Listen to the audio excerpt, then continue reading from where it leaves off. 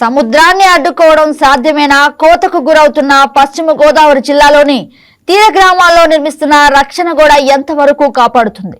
ఇప్పటికే సముద్ర గర్భంలో చిన్నమైన వాణిలంక గ్రామం కలిసిపోగా ఇంకా ఏ గ్రామాలు కోతకు గురవుతున్నాయి? అసలు కేంద్ర ఆర్థిక మంత్రి నిర్మలా సీతారామన్ దత్తత గ్రామం నర్సాపురం మండలం పెద్దమైన వాణిలంక గ్రామం వద్ద డెలైట్ సంస్థ 13.5 కోట్ల సిఎస్ఆర్ ఫండ్స్ తో నిర్మిస్తున్న రక్షణ గోడ ఎంతవరకు సేఫ్?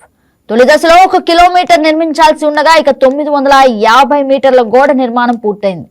రాయి, ఇసుక, ఫైబర్ తాళ్ల సహాయంతో కోత నిలువరించేలా గోడ నిర్మిస్తున్నారు. మొత్తం 5 కిలోమీటర్ల మేర నిర్మాణం చేసేలా కేంద్ర మంత్రి నిర్మలా హామీ ఇచ్చారు. ఇక పశ్చిమ గోదావరి జిల్లా తీరం వెంబడి 19 కిలోమీటర్ల మేర కూడా గోడ నిర్మించాలని ప్రజలు కోరుతున్నారు. తీర గ్రామాల ప్రజల సముద్ర కోత నుండి కాపాడడం సాధ్యమేనా? ఇక అనే విషయం గురించి తెలుసుకుందాం. మరింత సమాచారం మా స్పెషల్ కరెస్పాండెంట్ మురళి అందిస్తారు. Good morning Murali. Good morning గగన. నరసాపురం నియోజకవర్గం పెదమైన వానలంక సముద్రపు అలలు ఎగసిపడుతూ ఉంటాయి. ముఖ్యంగా మొంతా తుఫాన్ ప్రభావంతో అయితే అలలు ఎగసిపడి సముద్ర తీరంలో ఉన్న మత్స్యకారులు కానివ్వండి, అలాగే కొబ్బరి తోటలు, అలాగే ఉప్పు మళ్ళు కూడా పూర్తిగా ధ్వంసమైన పరిస్థితి అయితే ఉంది. దీనికి సంబంధించి గత కొన్ని సంవత్సరాలుగా పడుతున్న ఇబ్బందులు ఇప్పటికే చిన్నమైన వానలంక 1 కిలోమీటర్ మేర ముందుకు వచ్చి సముద్రం ముందుకు వచ్చిన కారణంగా కూడా గ్రామం మొత్తం ఖాళీ అయిపోయిన పరిస్థితి అయితే ఉంది.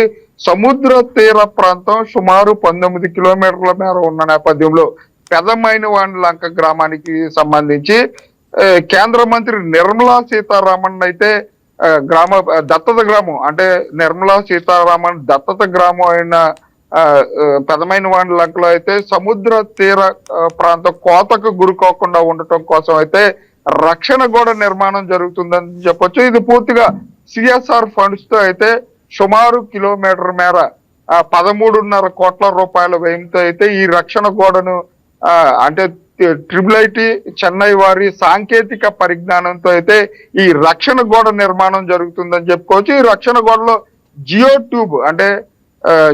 ట్యూబ్ మధ్యలో రాళ్ళు తో అయితే ఈ రక్షణ గోడ నిర్మాణం జరుగుతుందని చెప్పుకోవచ్చు.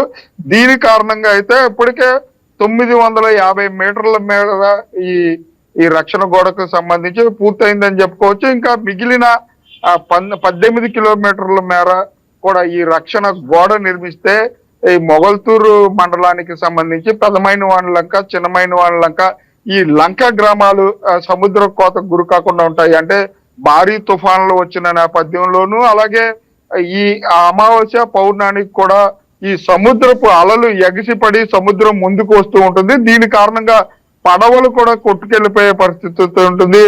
మొంతా తుఫాన్ ప్రభావంతో అయితే సుమారు 300 మత్స్యకార కుటుంబాలు అయితే వలలు, పడవలు కూడా పూర్తిగా సముద్రంలో కొట్టుకెళ్లిపోయిన నేపథ్యం కూడా ఉంది. ఈ సముద్ర తీర ప్రాంతంలో అటు వ్యవసాయదారులు కానివ్వండి, ఇటు మత్స్యకారులు కూడా పూర్తిగా నిర్మలా సీతారామన్ దృష్టికి తీసుకెళ్లారని చెప్పుకోవచ్చు. మేము ఈ సముద్ర కోతకు గురి కాకుండా రక్షణ గోడ కావాలని చెప్పి నిర్మలా సీతారామన్ దృష్టికి తీసుకెళ్లిన నేపథ్యంలో డెలైట్ కంపెనీ సారథ్యంలో అయితే సిఎస్ఆర్ ఫండ్స్ తో అయితే ట్రయల్ రన్ లో పైలట్ ప్రాజెక్ట్ గా 1 కిలోమీటర్ మేర ఈ రక్షణ గోడ నిర్మాణం జరుగుతుంది. మిగిలిన 19 కిలోమీటర్లు కూడా ఈ రక్షణ గోడ నిర్మించాలని చెప్పి మొగల్తూరు మండల ప్రజలైతే కోరే పరిస్థితులు అయితే ఉన్నాయి. ముఖ్యంగా ఈ 19 కిలోమీటర్ల మేర రక్షణ గోడ నిర్మాణం జరిగితే అక్కడ సముద్ర తీరం కోతకు గురి కాకుండా ఉంటుంది. అంటే ఇప్పటికే విదేశీ సాంకేతిక పరిజ్ఞానము, అలాగే చెన్నై ఐఐటి సాంకేతిక నేపథ్యంలో ఈ రక్షణ గోడ నిర్మాణం జరుగుతుంది. జియో ట్యూబ్ మధ్యలో జియో ట్యూబ్, అలాగే పూర్తిగా దాన్ని ఇసుకను నింపి పైన రాళ్లతో పేర్చి జియో ట్యూబ్ తో పెట్టి ఈ రక్షణ గోడ నిర్మాణం జరుగుతున్న నేపథ్యంలో అయితే పూర్తిగా ఈ గ్రామ ప్రజలైతే హర్షం వ్యక్తం చేస్తున్నారని చెప్పుకోవచ్చు. దీని కారణంగా 1 కిలోమీటర్ మేర అయితే మాకు ఇప్పుడు ఈ రక్షణ గోడ ఉంది. మిగిలిన 18 కిలోమీటర్లు కూడా ఈ కేంద్ర ప్రభుత్వం చొరవ అంటే నిర్మలా సీతారామన్ చొరవతో ఈ కిలోమీటర్లు పైలట్ ప్రాజెక్ట్ గా వచ్చింది. మిగిలిన 18 కిలోమీటర్లకి దాదాపుగా ఎంత సమయం పట్టే అవకాశం ఉందంటారు? అంటే పైలట్ ప్రాజెక్ట్ గా ముందు 1 కిలోమీటర్ మేర సిఎస్ఆర్ ఫండ్స్ తో డెలైట్ కంపెనీ సారథ్యంలో అయితే ఈ 1 కిలోమీటర్ జరుగుతుంది. ఇప్పటికే నిర్మలా సీతారామన్ ఒక 5 కిలోమీటర్లు సిఎస్ఆర్ ఫండ్స్ తో అయితే నిర్మాణం చేయడానికి అయితే ఇప్పటికే కొన్ని కంపెనీలను అప్రోచ్ అయిన పరిస్థితి అయితే ఉంది. మిగిలిన 13 కిలోమీటర్లు కూడా రక్షణ గోడ కావాలి, సముద్రం కోత గురి కాకుండా. ఇప్పటికే చిన్నమైనవాన్ లంక తీరం మొత్తం కూడా సముద్రంలో కలిసిపోయి ఊరు సగం ఖాళీ అయిన పరిస్థితి అయితే ఉంది. మిగిలిన ఊళ్ళను కూడా కాపాడాలంటే సుమారు ఈ 13 కిలోమీటర్లు కూడా రక్షణ గోడ కావాలని మొగల్తూరు మండల ప్రజలు కోరే పరిస్థితులు ఉన్నాయి. మురళి, అలాగే ఇప్పటికే కొన్ని గ్రామాలు అయితే కనుమరుగైనట్లుగా కనిపిస్తున్నాయి. అసలు ఎన్ని గ్రామాలు కనుమరుగయ్యాయి? అంటే చిన్నమైనవాణి లక్క గ్రామానికి సంబంధించి 2 కిలోమీటర్ల మేర సముద్రం ముందుకు వచ్చింది అని చెప్పుకోవచ్చు.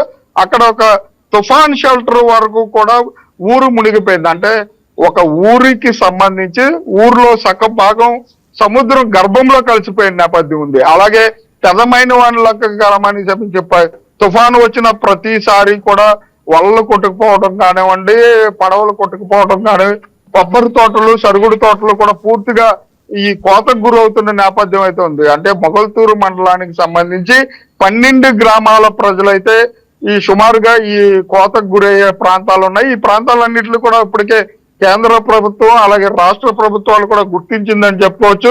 ఈ రక్షణ గోడ నిర్మాణం జరిగితే ఈ సుమారు మొగల్తూరు మండలంలో ఉన్న 13-14 గ్రామాల ప్రజలైతే ఇప్పుడు తుఫాన్ వచ్చిందంటే కంటి మీద కునుకు లేకుండా ఉండే పరిస్థితి అయితే ఉంది. దీని నుంచి కాపాడాలంటే ఈ రక్షణ గోడ కట్టడమే ఒకటే మార్గం అని చెప్పి ఈ మొగల్తూరు మత్స్యకారులు అలాగే వ్యవసాయదారులు అక్కడ కుటుంబాలు కోరే పరిస్థితులు ఉన్నాయి. కదా right Murali, thank you for the update. ఈ వీడియో మీకు నచ్చినట్లయితే లైక్ చేయండి, షేర్ చేయండి, మా ఛానల్ కి సబ్స్క్రైబ్ చేయండి.